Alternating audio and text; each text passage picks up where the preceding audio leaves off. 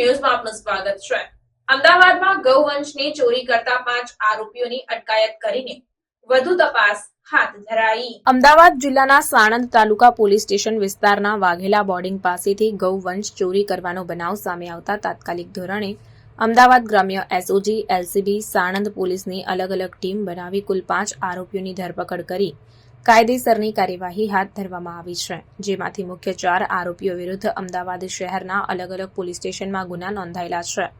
અમદાવાદ જિલ્લા ગ્રામ્ય એસપી ઓમપ્રકાશ જાટ દ્વારા પત્રકાર પરિષદનું આયોજન કરીને જણાવવામાં આવ્યું કે અમુક દિવસો અગાઉ સાણંદ પોલીસ સ્ટેશન વિસ્તારની હદમાં આવતા વાઘેલા બોર્ડિંગ પાસેથી ગાય ચોરી થવાનો બનાવ સામે આવ્યો હતો, જેના સીસીટીવી ફૂટેજ અને વિડીયો પણ સામે આવ્યા હતા, જે ગુનાની ગંભીરતાને ધ્યાનમાં લઈ અમદાવાદ ગ્રામ્ય એસઓજી એલસીબી સાણંદ તાલુકા પોલીસની અલગ અલગ ટીમો બનાવી તપાસ શરૂ કરવામાં આવી હતી, જે બાદ ગણતરીના દિવસોમાં આ ગુના સંદર્ભે અમદાવાદ શહેરના જુહાપુરાના રહેવાસી કુલ 5 ઇસમોની ધરપકડ કરવામાં આવી છે, જેમાંથી 4 પર અમદાવાદ શહેરના સરખેજ, ખોખરા, કાગડાપીઠ, વેજલપુર, ઈસનપુર, વટવા, ધોળકા રૂરલ તેમજ ભરૂચના નવીપુરા પોલીસ સ્ટેશનમાં ઓછામાં ઓછા 4 થી લઈને 11 સુધીના ગુના નોંધાયેલા છે।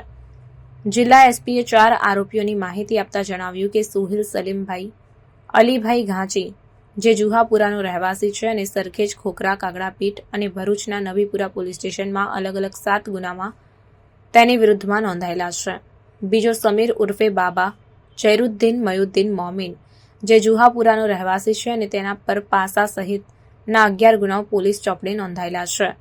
શહેબાઝ મજીદ ખાન મુનીર ખાન પઠાણ, જે જુહાપુરાનો રહેવાસી છે અને 4 ગુનાઓ પોલીસ ચોપડે નોંધાયેલા છે।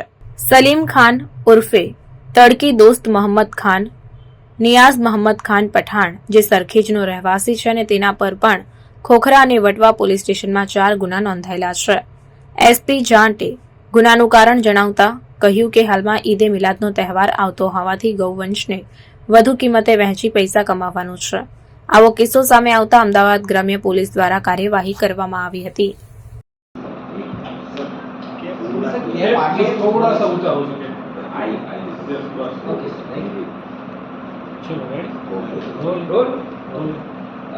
सर एक वाकया सामने आया था, वो पूरा मामला क्या था, उसका सीसीटीवी भी सामने हमने आ सीसीटीवी પણ સામે આવ્યા હતા અને શું ઘટના શું હતી, ક્યાંની ઘટના હતી, આપણે શું કાર્યવાહી કરી છે?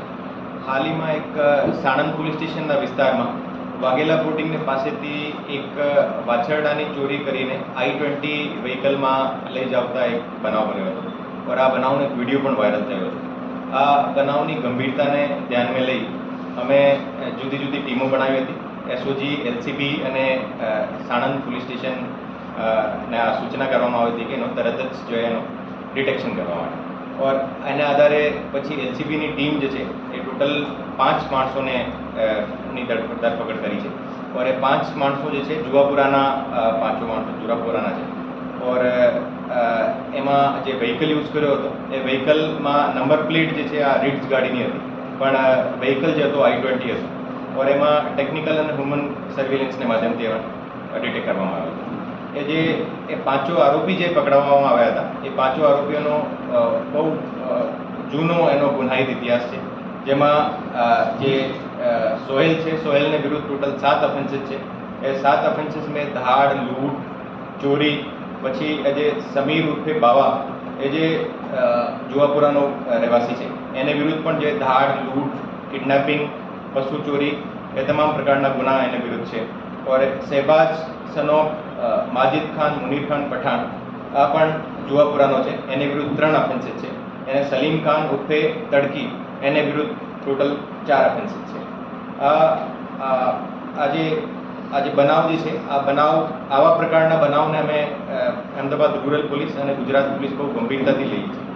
આ થોડા દિવસો પહેલી પણ જો એક ગેંગ પકડી હતી, એ ગેંગમાં ટોટલ 11 ગુના ડિટેક્ટ થયા હતા, એ પણ પશુ ચોરીની ગેંગ હતી और એ 11 ગુનામાં 4 ખેડાના હતા અને 7 અમદાવાદ રૂરલના હતા। આવા પ્રકારના કોઈ પણ કૃત્ય કરવાવાળા માણસોને અમે આ કડક સૂચના આપીએ કે જો અમે એમને છોડીશ નહીં और કડકથી કડક કાર્યવાહી કરવામાં આવશે।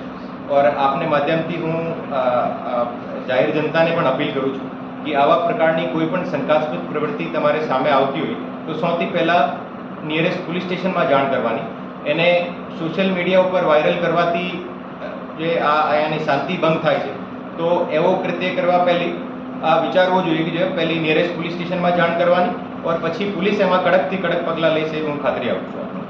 और કોઈ પણ આપને માધ્યમથી આ પણ કહેવા માગું છું કે કોઈ પણ પ્રકારના જે અફવા ફેલાવવાવાળા યા કોઈ પણ પ્રકારના એવા વિડીયો વાયરલ કરવાવાળા જેને કારણે સમાજમાં શાંતિ ભંગ થતી હોય તો એવા માણસો વિરુદ્ધ અમે કડકથી કડક પગલાં લઈશું।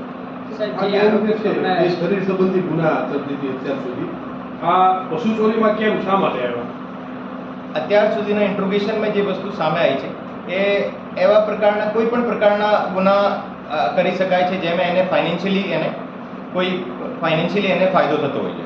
તો આ પશુ ચોરીથી અત્યાર એમનો જે મીટ છે આ મીટની રેટ્સ બહુ વધારે છે, તો એને કારણે જે આ પશુ ચોરીના કારણે જો એને જે ફાઇનાન્શિયલી ફાયદો થતો હોય તો એને કારણે આ ગુનામાં પહેલી પણ જો એને વિરુદ્ધ જે પશુ ચોરીના ગુના ગેંગને વિરુદ્ધ દાખલ છે। વેચતા ક્યાં આ લોકો?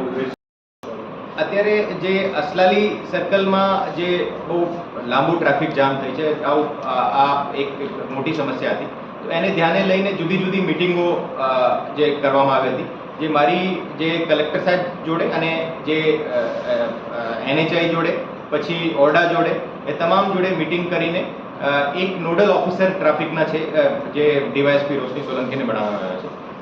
એને આ તમામ મિટિંગ્સમાં ડિસ્કશનમાં આ મુદ્દો સામે આવ્યો હતો કે જે આ અસલાલી સર્કલની સાઇઝ બહુ મોટી છે, તો આ અસલાલી સર્કલની સાઇઝ છોટી કરવા માટે ઓર એક ત્યાં ડાયવર્ઝન આપીને જો આ ટ્રાફિકના ઇસ્યુનો નિકાલ કરવા માટે અત્યારે એક નિર્ણય લેવામાં આવ્યો છે। એની અમલીકરણ જો આવાળા 1 કે 2 અઠવાડિયામાં થઈ જવાનું છે। ઓકે સર, સર ટ્રાફિકને લઈને એક પહેલ કરવામાં આવી રહી છે, કેવા પ્રકારની હેલ્પલાઇન, શું એમાં માહિતી આપવામાં આવશે અને શું કાર્યવાહી થશે? ટ્રાફિકની સમસ્યાને સોલ્વ કરવા માટે ગુજરાત પોલીસ દ્વારા એક ઇનિશિયેટિવ લેવામાં આવ્યો છે, જેમાં દરેક જિલ્લામાં એક ટ્રાફિકનો એક જુદો કંટ્રોલ રૂમ હશે। આ કંટ્રોલ રૂમ જે છે આ સ્ટેટ ટ્રાફિક બ્રાન્ચ જે મુખ્ય જે ટ્રાફિકને લાગતા મુદ્દાઓને જોવાવાળી બ્રાન્ચ જે છે ગુજરાત પોલીસની એને રિપોર્ટ કરશે।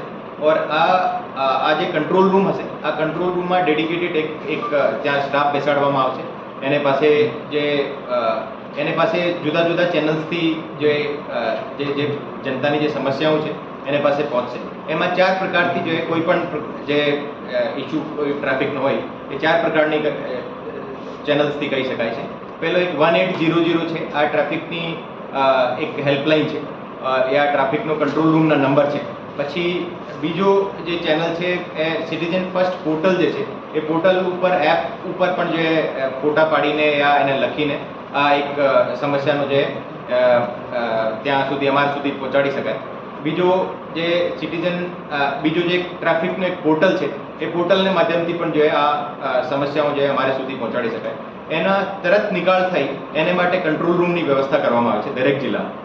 और अहमदाबाद रूरल में एक कंट्रोल रूम जो है अत्यारे जो है ऊभो करवामां आव्यो छे। आ कंट्रोल रूम तरत ज जो है एनो निकाल थाय तो तमाम थाना अधिकारी अने जे जिला ट्राफिकनी जे इंचार्ज है एना कॉन्टेक्टमां रहेशे और एनो निकाल करीने एनी रिपोर्ट जो है स्टेट ट्राफिक ब्रांच STB ने मोकलशे। સર અમુક સર્કલો જે જિલ્લા 3 आरोपी पकड़्या था और ए 3 आरोपीओ ऊपर जो एना आधारे टोटल 11 गुना डिटेक्ट करवामां आव्या था। એ 11 ગુનામાં 7 ગુના છે અમદાવાદ રૂરલના હતા અને 4 ગુના જે હતા એ ખેડા જિલ્લાના હતા।